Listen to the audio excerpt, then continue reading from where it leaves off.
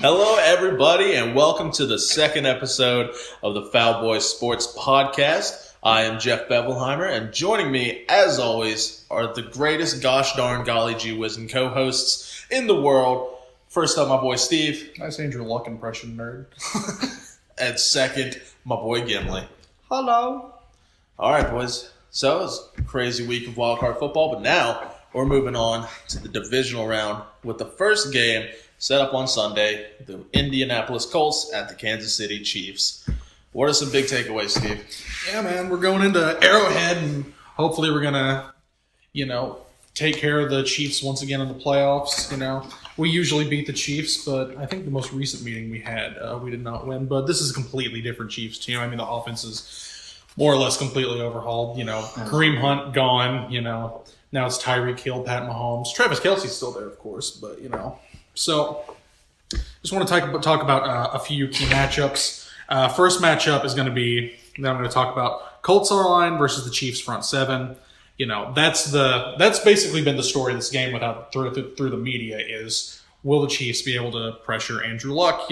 Andrew Luck has very good pocket presence and very good escapability, but of course everyone knows about the Colts offensive line. Quentin Nelson, Ryan Kelly, Anthony Costanzo, Braden Smith, and Mark Lewinsky. These five work incredibly well together, gave up no sacks last week against Texans. There was a streak throughout the season where they gave up no sacks until, our O-line got hurt, and we played a very good defense. But regardless, Chiefs are very one-dimensional on defense. They really on defense, they only rush the passer. They have three very good pass rushers, but they don't really do anything else that well. They don't really stop the run.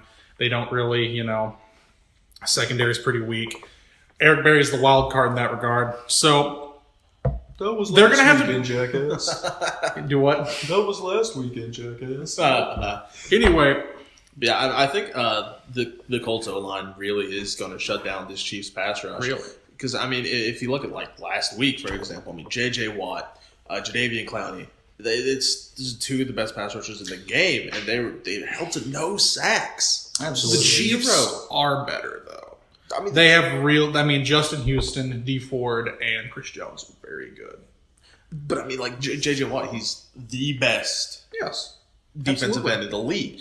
Just one man, though. It is one man, but, the Colts O-line throughout the whole season has been like this, allowing 18 sacks in the regular season total is so impressive. That I think that, Justin Houston and Chris Jones, it's a very good duo with D Ford there. It really is a good compliment. But, I think it's such a huge task to really get past them. Absolutely. I think they're going to protect Andrew Luck. He's going to have time to really pick apart this Chiefs defense. And I think it will be a shootout.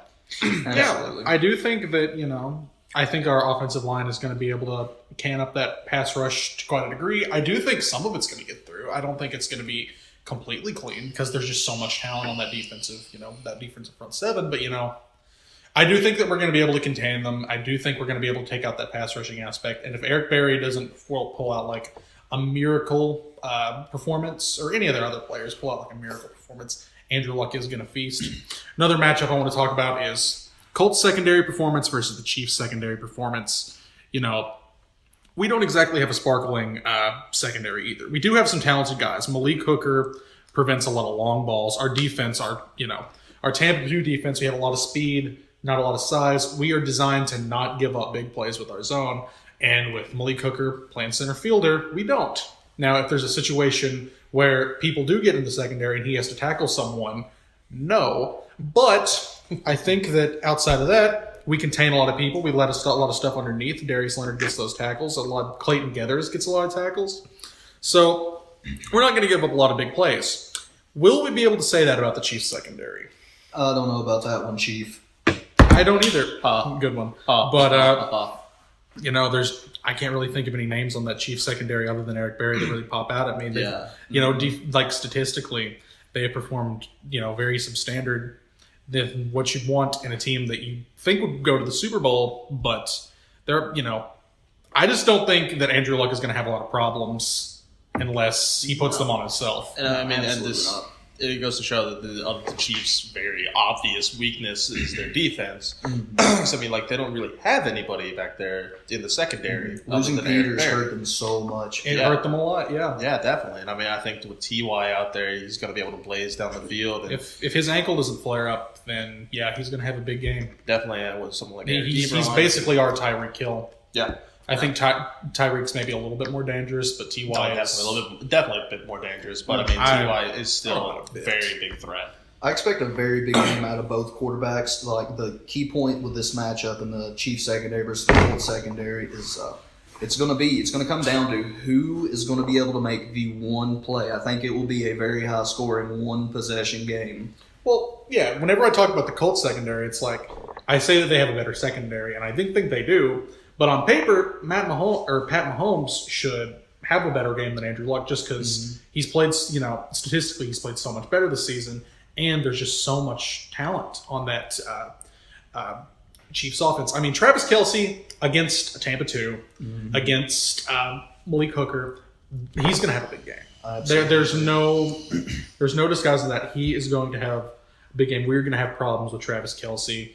And for a young quarterback, that tight end security blanket is huge. And I think that's where a lot of these yards are going to come from. I could easily see Tyreek Hill, burning so deep because Pat Mahomes can throw so far down the field.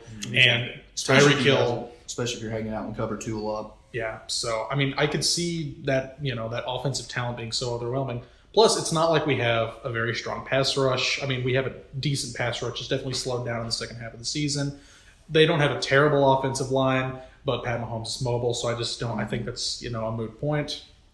And then thinking about Pat Mahomes, this is another guy who's been in this playoffs, making his first start. Yep. Out of last week, as we talked about in the last episode, the 3 quarterbacks that started: Deshaun Watson, Lamar Jackson, and Mitch Trubisky.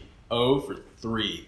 Not a very good track record coming in looking at for Pat Mahomes. Is Pat Mahomes going to be the 50 touchdown, 5,000 yard player in this postseason? He could easily be that. Absolutely. There's just so much talent, and our pass defense is not great. But it is his first start. I don't know how the weather's going to be in Arrowhead, but that could work against him. I think it'll work against Andrew Luck. It could work against him. And I think the biggest thing that will affect Pat Mahomes in this regard is he's not faced this amount of pressure before, not at this level. So he won't. I don't think he'll be able to know how to deal with it. So I mean, he could break through and show what type of quarterback he can be for the Chiefs in the future. Mm-hmm. But I think the pressure will get to him. This is a huge game, obviously. He hasn't shown that he can deal with it. I don't know. That's a bold claim, Jeff. I mean, late in that Rams game earlier in the season, I feel like he threw up a lot of bad passes. I mean, they have a very good pass rush. Rams have a pretty good secondary, a lot of talented guys, but he threw up some bad balls. He did, yeah. Straight up. So if it comes down to a situation where it's a one possession game, ball's in his hands, and he has to go down and win it, I think that playoff experience, that might count against him. But yeah. And I think that'll go to what Gimli was saying earlier about the big play. And I think that's the point in the game where this Colts secondary will make a big play because of the pressure, like you're saying with the Rams game. But I mean, that wasn't a postseason game. But it was a nationally televised game. It was, but I mean, it's that was the hottest game of the regular season. Absolutely, that had so much heat. Yeah, but there's not that pressure in this game. If Pat Mahomes doesn't go down and make the plays that he needs to do to win this game, they're done. That's the end of their season. And that's going to be, and that will be in his head. That would be choked up. That would be chalked up to a lot of people saying that would be another Andy Reid choke job. I think so. I think that's a good way to move into that next point is,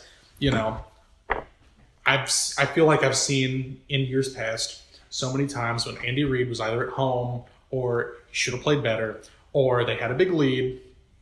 Against the Colts is one. Against the Titans last year is another. Absolutely.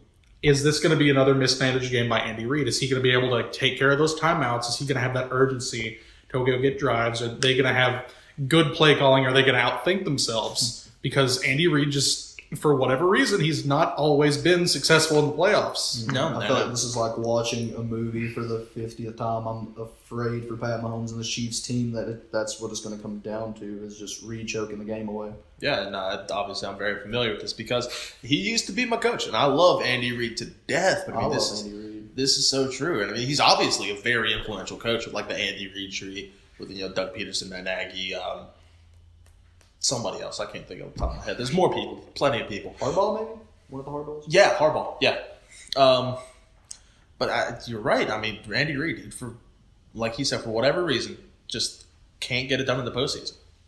Yeah. Last thing I'm going to talk about for this game, is this going to be another big game for Mac? I mean, again, Chiefs defense is bad, and they don't really stop the run very well. When you think about someone like D Ford is a very good pass rusher. He's very athletic, and he's become a very good pass rusher. Not a great run stopper. And a lot of that Chiefs defense are not great at stopping the run. Getting Eric Berry back, I mean, he'll be all over the field, and he can help manage that if we get a big run off. But again, it's up to this Indianapolis offensive line to blast open more holes because Max, he's got some speed, but he's not a great running back. So if we're continually allowed to just blow open holes, we're going to be able to run the ball. Mm-hmm. And it's going to be a big deal for the Chiefs to be able to stop that. If we have balance, that's not good for any team facing us. Yeah, especially in the cold weather, that running game is going to do nothing but amplify the talent that Andrew Luck can put out there on the field, and that's another big time factor in this game. And I mean, Mac had a huge game last week. Not necessarily huge, but it was a very good game. 148 yards and a touchdown. That's pretty impressive, especially against the front seven that's the caliber of Houston's. Mm-hmm. And like Steve said here earlier, Chiefs, they don't stop the run as well. So, I mean, if the offensive line can really get to what they did last week and get these holes open for Marlon Mack to run through, I think it's going to be a big game for him, and I think it's going to be very important for the Colts. Yeah. They'll be able to keep balanced. Andrew Luck won't have so much pressure on him, and I think the Colts that will be one of the biggest reasons why the Colts win the game if they win. Yeah, man. Absolutely. If it comes down to trench warfare in that, in that cold weather, Quentin Nelson's going to have a hell of a game. I'm very excited to see what Big Q does. Absolutely. Even if we lose, Big Q's going to put on a clinic, I feel like. Absolutely. Yeah. Definitely. Speaking of big offensive linemen putting on a clinic, we're going to move on now to the Dallas at LA game. I'm not going to lie to you. I'm a little bit scared about this game. Like I said in the first episode, I'm glad we're going in Los Angeles as opposed to going to New Orleans.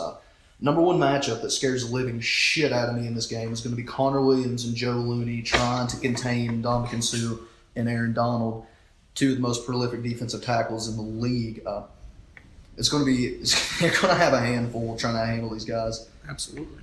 Definitely. The Rams are on the cold streak, and the defense hasn't really been producing too much. Really the only experience I have with the Rams this season, because I haven't been watching too much football, is the Eagles game.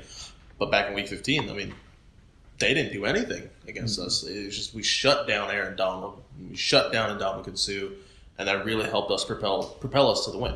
Absolutely. If we can get the running game going against these guys, if we can keep scheme away from Donald and keep Suh at bay, let Zeke have himself a big game, I think the Cowboys really need to attack this the way Chicago attacked them in the regular season. Focus on playing really solid fundamental defense. Keep Gurley contained, which I don't think Gurley was in the game, versus the Bears in the regular season. But you just got to keep Gurley contained. Get in Goff's face early and often. DeMarcus Lawrence, Randy Gregory, Malik Collins, they all got to have a big-time game to really help propel us forward into this one. Yeah, Goff is one of those quarterbacks that if you get in his face, he will shut down.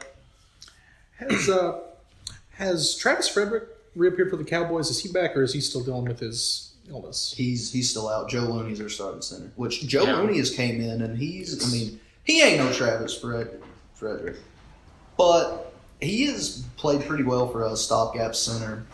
I have nothing but praise for him. We're really missing Xavier Su'a-Filo right now at left guard. Connor Williams got pulled about halfway through the season. He keeps getting bullied by the bigger defensive tackles. He's more of a finesse blocker. He's not a run-you-over kind of guy. Yeah, you got to think those tackles will attack that. Absolutely. That's such a mismatch. Yeah, the power of Sue and Donald, they could really, really expose that on the Cowboys' offensive line. But, I mean, we handled a very ferocious defensive line last week. Let's see how that one plays out. Like I said, just try to scheme away from them. Short passes with Dak's going to be the way to go. Otherwise, Aaron Donald is going to have 58 sacks, and Dak Prescott's going to fumble it 4 times. That dude might break the sack record, man. Yeah, you could easily. I mean, I feel like you could just easily see a scenario where the Cowboys gets just exposed. I mean, it happened against the Falcons last season. Yeah, it could be bad.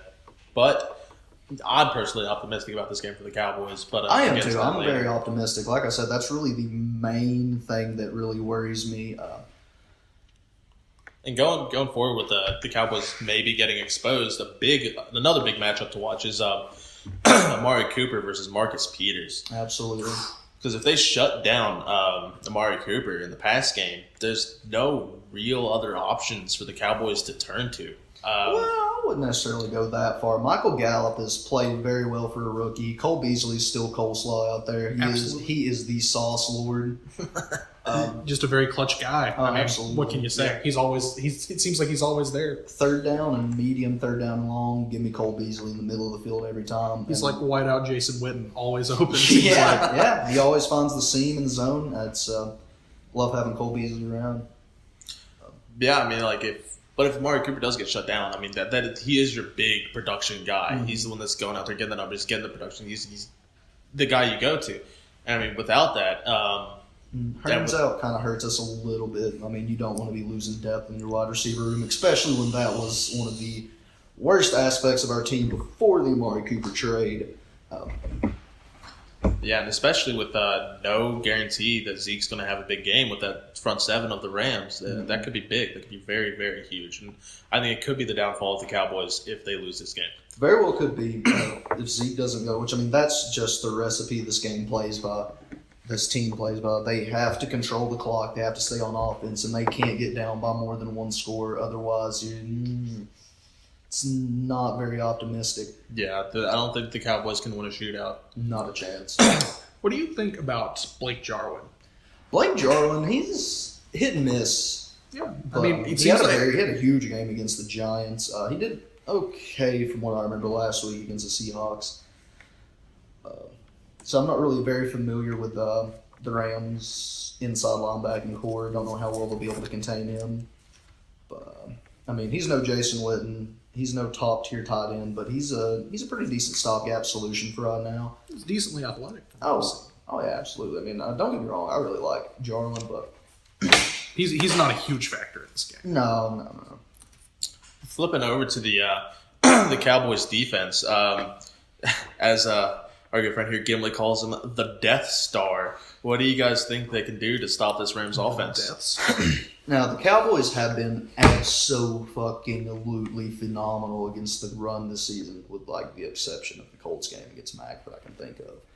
But I think they can really handle them, especially with the Rams missing Cooper Kupp. That really helps our secondary out. I mean, Chidobe Awuzie, Jordan Lewis, Byron Jones, Zay Woods, Jeff Heath, the GOAT. I think they can all really go out and have a big game if the pass rush can get in the face of Jared Goff and disrupt the throws. That is absolutely huge. Like I said earlier, Jared Goff will shut down if you get into his face. It was evidence in the Eagles game earlier this season. And if that happens, I mean, with Gurley just coming back and going to the next point, what do you think Gurley can do here? That's a very good question. It's going to be such a fun matchup to watching Gurley navigate through these guys. I mean, you got Jalen Smith's really the big hitter on this team. Leighton Vander Esch is the cleanup guy. He comes in and he's not missing very many tackles at all. This defensive line, they're excellent at getting. I'm not going to say excellent, but they're really good at getting to the quarterback. But they're also phenomenal against the run. There's just a bunch of shooters out there, man. They're just out there playing balls out right now. Definitely. Pull your balls out on the field, really intimidate the opposing team. That would get to me if I was out there. I have to say they'll have to put up a good fight against this Rams offensive line. It's still a pretty talented offensive line, and if they're able to blast open holes like the Colts did against the Cowboys. Oh, absolutely. Then Todd Gurley. Yeah, and Gurley is 180 times more talented than Marlon Mack is. That's the biggest thing that worries me in that matchup. So, If you get him open, you get him in space. And even like in the past game, like having our linebackers cover him in space and cover him as a receiver coming out of the backfield. Yeah, if Gurley is able to get going in this game, it could spell the doom for the Cowboys. Very much so. Because they won't be able to tee off just against Goff and get in space. Absolutely. A balanced Rams offense is a very dangerous Rams offense. Absolutely. Something I'd like to see in this game that carries over from last week is running the ball with Dak Prescott. I mean, you're not going to go out there and give him 15 carries a game, but every once in a while throw that read option out there, let him run the draw, stuff like that. I'd really like to see that really throw him off kilter. Definitely. We saw how last week just how dangerous it could be with Dak gets the ball in his hands. Absolutely. And he can run with it because, I mean, he only had like 2 rushes, I think, or something like that. But He had 3 or 4. 3 maybe. Okay, yeah. But He had 2 where obviously he got down at like the 1 yard line. yeah, and obviously And the those one were where he very, punched it in. very, very big, and the one won the game for the Cowboys essentially. Absolutely. Without that run, the Cowboys don't win that game. Not a chance. So with Dak, when he can get going with his legs, he could be dangerous. Mhm. All right, moving on to this third out of the 4 games coming up this weekend is the Los Angeles Chargers at the New England Patriots. What are you guys' thoughts on it? So We meet again, old friend. I just feel like I can't have faith in the Chargers. I would love for them to win. I'm very anti-Patriots as a Colts fan, but I just feel like I saw so much evidence of that old Chargers culture at the end of that Ravens game. Maybe it was Lamar magic. I feel like it's the Chargers culture. And, let's get down to basics, though. Whenever you go up against a pocket quarterback who is a franchise quarterback, what is the number one thing that you can do to stop them? Get pressure. Get pressure without blitzing that much. Yeah, definitely. Can the Chargers do that? Yes. They have Bosa and Ingram, and they're really going to need to show up against a, compared to other years, weaker Patriots offensive line, and they're going to need to get in Brady's face.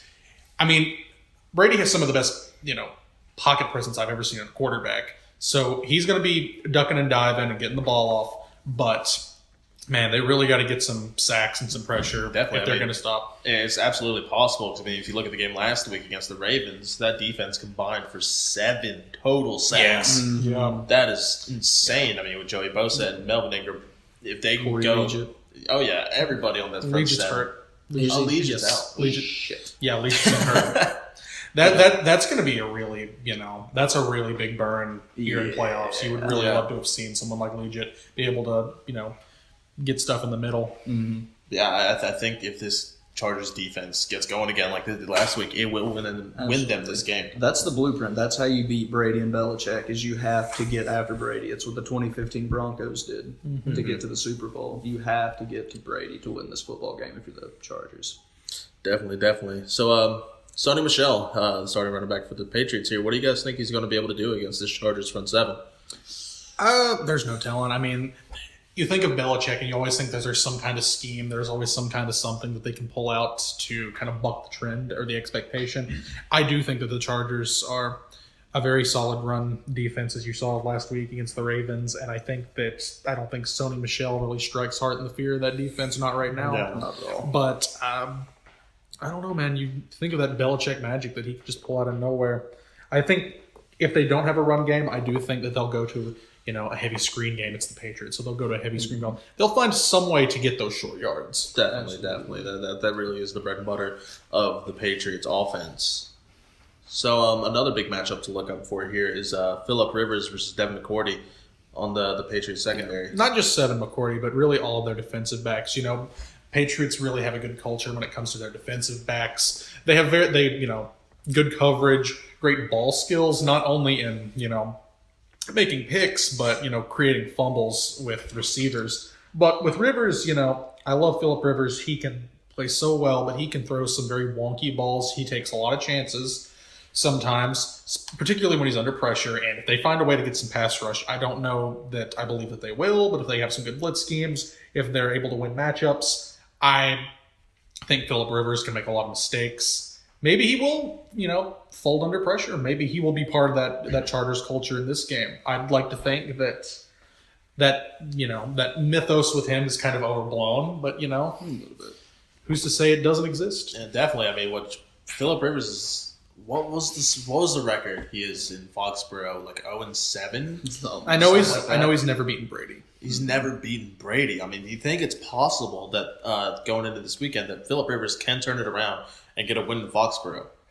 I hope so. I mean, you think about one of those losses, and it was the game when he tore his ACL in Foxborough. But man, I think it's going to be really tough. I mean, you're playing in Foxborough. He's an older quarterback. His arm strength isn't what it used to be. I mean, he can still sling the ball, but it's not.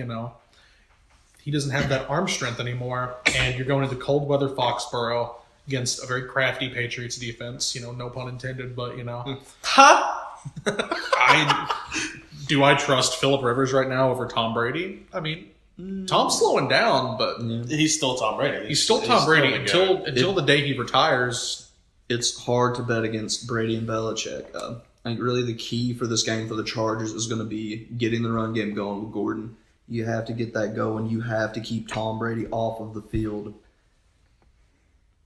Definitely. I mean, if Melvin Gordon can get going and the Chargers can keep a balanced offense, it really gets in the way of Belichick getting the schemes down, which is one of the best things. One of the things he's best at. So, I mean, having a balanced offense here for the Chargers could really be key and could get them the W. Work off a play action and let Rivers just sling it down the field. Definitely. I feel like that the Patriots are just usually so good at stopping the run that I don't know that Melvin Gordon is really going to be the guy that really blows up that defense. I just feel like Belichick's going to find a way to limit it. Yeah. And even if they, the play action going downfield, they still got, Chung and McCourty back there being able to, look for that. I think they're going to have to do more stuff underneath, honestly. Yeah, absolutely. Maybe they'll get some big plays. I'd love to see it. I mean, they've got Keenan Allen, Keenan Allen is an absolute fucking baller. Yeah, absolutely. Mike Williams has been playing very well. Antonio Gates can still go within reason, for someone who's 39 years old or so. He is grandfather time. He's another guy. I believe Hunter Henry is hurt this season. You would have loved to see him. That's another Chargers injury. He can ball. Oh, my God. Love that guy. Definitely. All right, moving on to the fourth and final game of the weekend. My Philadelphia Eagles going down to New Orleans to face the Saints. Boys, this is going to be a tough one. I'm not going to lie. You think they can go down there and get revenge against Breezy Boy? I think it's possible. I definitely think it's possible because, you think about it earlier this season, obviously, we went down there and got blown out. It was an embarrassment. We shouldn't have even gone. It was terrible. But I do think with that fueling us, and you know who our starting quarterback is? It's Nick fucking Foles, Big Dick Nick. The man just wins games. I can't get over it. You just feel like you can't lose with this man as your quarterback. But definitely one of the biggest matchups going into this game is Breeze, the combo of Breeze and Thomas going up against the infirmary ward that is the Eagles secondary.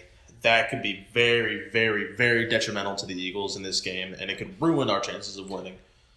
Absolutely. In the Superdome, man, I think Breeze is going to have it. I think he's going to have a hell of a day, man. It's definitely possible. I don't know if he's going to go hang up another 48 burger on you, but he's still going to put up tremendous numbers. Not to mention with Alvin Kamara and Ingram in there. Oh, yeah. Running amok. I think that the Saints have a very good offensive line. I think they're pretty talented whenever it comes to the receiving positions. Of course, they have great out of the backfield and stuff. And I just don't see a hobbled Eagles secondary being able to contain Michael Thomas, and Drew Brees is so accurate. He's such a good decision maker. I don't see how he doesn't have. I don't see how he doesn't have a very efficient. I don't know if he'll have a very explosive game, as in I don't think he's going to have 4 touchdowns or anything like that. But I think he's going to have a very efficient game, and I think it's going to be very frustrating for the Eagles to stop him. Yeah, definitely. But we do have Avonte Maddox. He's starting to prove himself as a stud. He did get burned a little bit last week. But throughout the final weeks of the regular season and even for the first half of the Chicago game, this man's making plays. And he's really stepping up in the secondary where we need the help. And, Rasul Douglas, he's not the greatest cover corner, but he's out there. He's making tackles. He's making plays. Michael Jenkins is obviously, the guy in that secondary. 100% of the defensive snaps this season. He will make plays. He will do what he does. And, Trey Sullivan, he's a stopgap. what can you do? I mean, he needs to make the big plays when he gets the chance, like last week. But And you can ask the Seahawks. It's very important to have a cornerback that can tackle very well and set the edge against the run. That's Definitely. so crucial. definitely, If Russell Kamara Douglas. gets outside, Ingram gets outside, and finds a big lane out there, could be game over. Definitely. And I think another big thing that the Philadelphia defense can do to help stop the Saints is getting to Breeze. That is going to be huge. Just throw him off his reads and not give him so much time in the pocket. But like Steve here said, the Saints do have a really good offensive line. Absolutely. But, I mean, there are game records on that Philadelphia defensive line. Oh, absolutely. I mean, when you think back to that Cowboys game, they were able to get a lot of pressure on Breeze in that game. That led to them scoring 10 points in Dallas. Mm-hmm. So whenever I look at that Eagles defensive line, I don't think that it's worse than the Cowboys when it comes to a talent standpoint. Even without Barnett. I mean, you've got Cox, you've got Michael Bennett playing well. You said? Oh, yeah, Michael Bennett is tearing it up this season. Brandon Graham. Yeah, these guys can turn on the motor at any time. And Definitely. I mean, with Brandon Graham, Fletcher Cox is a known game wrecker. He is the best defensive tackle in this league, not named Aaron Donald. So, I mean, he will get into the backfield. He will get into Drew Brees' face. I mean, I don't really care who lines up against him because that's just what Fletcher Cox does. Absolutely. And he is so great at that. I mean, you're talking about interior pressure on a great quarterback with other people on that line who can rush. That might be another Patriots situation, you know, creating pass rush without blitzing that much. That's going to be, that's going to be bad. It really comes up to that Eagles secondary. Has Doug whipped him into shape? Has their, defensive backs, the defensive coordinator whipped him into shape? Yeah, I mean, enough to be able to hold from that pass rush. I just don't think they've got enough gusto on that back end to contain Breeze. Nick's going to go out there. He's going to get his points. But I just don't know if it's going to be enough to overcome what Drew Brees is going to end up doing to the secondary. That's very possible. I mean, like going back to the point you said about it could be a Patriots situation where we need to get pressure without blitzing. That's one thing that Jim Schwartz does not do. He does not send blitzes that often. He's a very coverage guy. He you don't really have two of those playmakers on the front four there. You don't really. And I think that really, really could be what wins us this game is the fact that we can get pressure without blitzing. And I think that would be huge. Of course, obviously, it's one of the biggest stories of the playoffs. Nick Foles, starting quarterback. I mean, it depends on the Foles we get, really, for our offensive side of the ball. I mean, if Nick Foles plays the way he did last week against the Bears, I don't think we got a really good shot of winning this game. And I wouldn't sleep on the Saints secondary either. They've got some talented people out there. Yeah, definitely. I mean, another big matchup is the receivers on our side against the Saints secondary. I mean, we see Alshon Jeffrey. He makes plays. He's got a huge catch radius. He will go up and get those 50-50 balls. We could be getting Mike Wallace back this week for our side. That will be huge because we do need the field stretcher, the big burner down the field. But we can do that with Nelson Aguilar too. Obviously, Zach Ertz, he's going to get his receptions. He's such a big target. He will make plays. Dallas Goedert, he's been making lots of plays this season. And Did you call him Little Ertz? Little Ertz is Little Ertzy.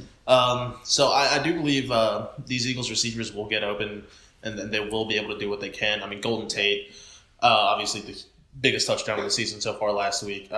You see a lot of guys on that offense who, again, when you talk about Fletcher Cox being a game wrecker, I don't know that anyone on that offense is day in, day out a game wrecker. No, but it's like they all come together to contribute in meaningful ways. I mean, Alshon Jeffrey is going to give you those amazing catches on the sideline. Ertz is going to give you speed from the tight end position and great catches on third down.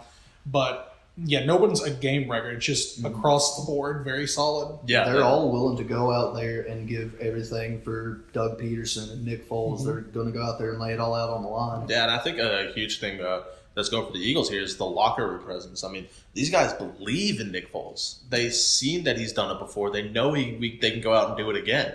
I think it's just a very good culture going into this game. And I think the Eagles definitely have a shot at winning this game. There's so much momentum on the side of the Eagles. It seems like fans want to see the Eagles win. The Eagles, they believe they can win. They did it last year. Yeah. So why not go do it again? Like there isn't a single. They're experienced in the playoffs, and just. Definitely, I think that's going to help them a lot. So that's our previews for the game, and Time for the fun part. Let's get on to predictables. everyone's favorite part. Time for the picks. So, very first game of the week, the Indianapolis Colts at the Kansas City Chiefs. What do you boys think? So for me personally, Yeah. I've seen so many media pundits and I've seen everyone talking about this is a bad matchup for the Chiefs, that Indy's so hot right now, and I feel like for that reason the Chiefs are going to win this game. If I'm giving as an analyst, I will say that the Chiefs are going to win this game just because I think that Mahomes is going to show up, and having that home field advantage in such a loud place like KC, I feel like if the Chiefs are going to lose, it's going to be the AFC Championship game or the Super Bowl. I don't think it's going to be against a worse squad than the Colts, realistically a worse squad. And I think that the Colts have overachieved to their absolute limit. But I could absolutely see them beating the Chiefs. Again, if Mahomes is bad, if Andrew Luck is flawless. I mean, you look at Andrew Luck. He is 98% of the time, he is so good. And you see him make, especially in the past, you see him make these plays that make your jaw drop and think this guy is so talented. But he will give you those one or two throws a game. It didn't really happen against the Texans, but he will give you those one or two throws a game that makes you think, Ryan Fitzpatrick? He's a gunslinger. He's very aggressive. He's making better decisions, but he still gives you those head scratcher throws. Right. In the playoffs, in the past, against the Chiefs, he made some very bad throws in their first matchup, and he was, raw talent took over, and he was able to just will it in existence. But I don't know if Andrew Luck's there right now, and I think that the Chiefs, I just think that they get it done. So you're picking the Chiefs? I hate to do it, and I hope I'm wrong. All right. I think in my heart of hearts, I don't necessarily believe that, but in my brain, I do. I know how you feel, man. I know how you feel. Gimli. Colts, Chiefs. I don't see the Colts winning this game. The Colts are by far the best story of the season. I mean, like we talked earlier, going from 1-5 to turning it around and definitely impressive. Damn near winning the division. But I just think the Chiefs' offense is going to be too much for the Colts' defense to handle. They've been playing lights out thus far in this little stretch, but I don't see the Colts pulling this one out. I'm taking the Chiefs. Taking the Chiefs again. All right. So I am the lone man picking the Indianapolis Colts to win this game. Thank you. I just think they're too hot. I think they're going to go into Kansas City. It's going to be a shootout. Absolutely. And I think the pressure and the inexperience in the playoffs will get to Pat Mahomes. The Colts secondary will make a play. And I think Andrew Luck will manage the game as well as he needs to. And people like to use game manager as a derogatory term. Yeah, but I think Andrew Luck, he's not going to go out there. He's not going to have like a MVP performance. But, I mean, he will make the plays he needs to. And I think his experience and the fact that he's dealt with the pressure before. Yeah. He's done this before. I think that's going to be huge. And I think Indianapolis is going to take this game in Kansas City.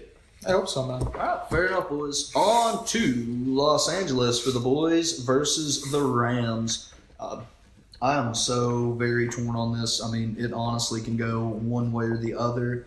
I know the Rams are kind of cold right now. Having that bye week, I don't think that helps them any. It's really going to depend on which Dak Prescott we get.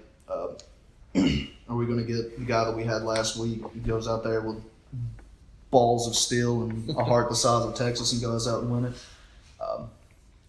I think the boys can pull this one out in a close one. I honestly think they do. They're probably going to make me eat crow next week, but I think I have to take the Cowboys here. Taking the Cowboys, all right. Hot. Steven, what do you think? Give me LA. Give you LA? Yep, I don't know that it's going to be close necessarily. It could be. I don't think it will be. I think Donald is just going to malign this game for the Cowboys. I think it's going to be very hard for them to do anything on offense. I don't think the Rams will necessarily score a bunch of points. I could see this being like a 20-3 game. Right. I just think the Cowboys offense is just not potent enough to hang with that D-line.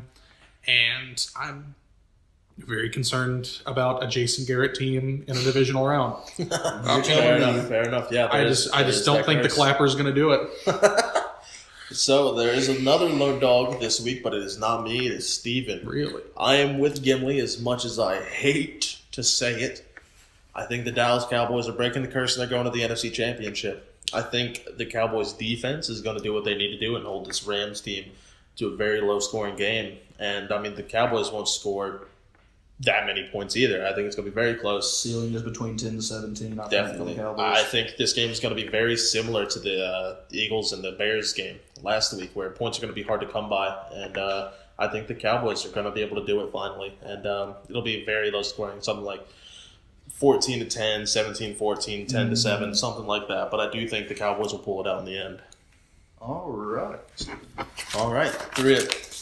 Third out of the 4 games, Chargers at the Patriots. What do you boys Chargers and think? Patriots. So I do think that the Chargers are going to be able to get that edge pressure, but I don't think they're going to be able to get that interior pressure. Maybe that edge pressure will be enough. Maybe it will be, but I think Brady's going to do some ducking and diving. I could see the Chargers getting a lead at one point, blowing that lead. That might be just too poetic. You know, Pats, I do think it's going to be a close game, but I think that I wouldn't bet money on this game, but I do think the Pats are going to pull it off just because I just don't trust this Chargers culture right now. I mean, that's really what it comes down to. And again, they won the game last week, so I could just be full of shit. And it could just be one of those, a freak thing. Maybe Lamar was really pulling some magic. The Chargers are the better team, and ideally, I feel like they should win this game. I don't think they're going to. I think this could be a heartbreaker for the Chargers. I'm right in line with you, Steve. I mean, top to bottom, the Chargers have probably one of the best rosters in the NFL right now. Yeah, they're the most complete team in this playoffs. 100%. But that being said, it's Brady, it's Belichick, it's Foxborough. I really hope they win. I think they can win, but I'm not going to bet against them. I'm not going to bet against the Patriots until I see it. So, as much as I hate to say it, I have to take the Patriots in this game. Definitely. This is the first consensus pick all across the board. I also think the New England Patriots are taking this in very, very similar opinions as you guys on the why.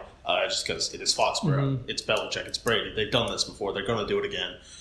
So I just don't see a way the Chargers can really win just because they're the Chargers. They'll do what they do best. They'll choke it away. But I like you guys say, I hope I'm wrong. Yeah, I really do, because I don't think anybody wants to see the Patriots in another AFC Championship. Fuck no. I will say this: if this game ends up being a blowout, I think it's the Chargers that blow out the Patriots as opposed to the other way around. I don't think the Patriots will score a ton of points either way. I think that too. Yeah, I agree. I think there's a chance in hell for that to happen for the Chargers. I don't think it will happen. But yeah, you could easily change my mind on that game. 100%. It's so up in the air. I mean, you just don't know a legend versus an even bigger legend. Yeah. All right, final game of the week: the Philadelphia Eagles at the New Orleans Saints. What do you boys say? Give me New Orleans.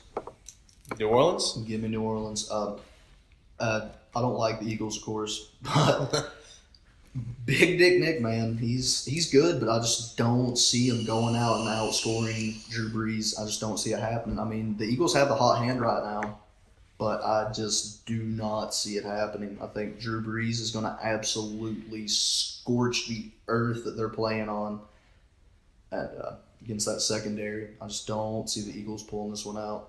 As much as I would love to see that Eagles-Cowboys NFC Championship game. Oh, my God. I don't know if we could be friends after that.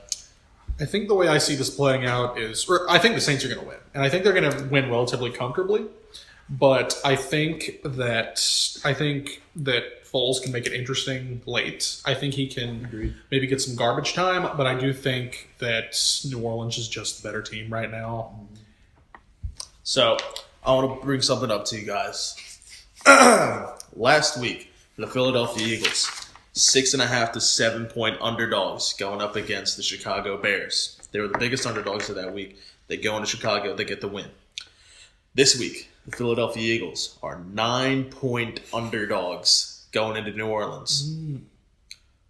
We are underdogs and we win when we are underdogs. That's just how we do it. We did it last postseason. It'll happen again. Nick Foles. You don't lose with Nick Foles. I haven't seen anything to show me that. Like, you cannot lose. I thought we were going to lose last week.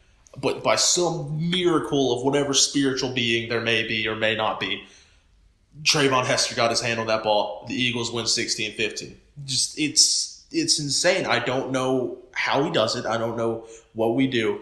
Nick Foles wins games.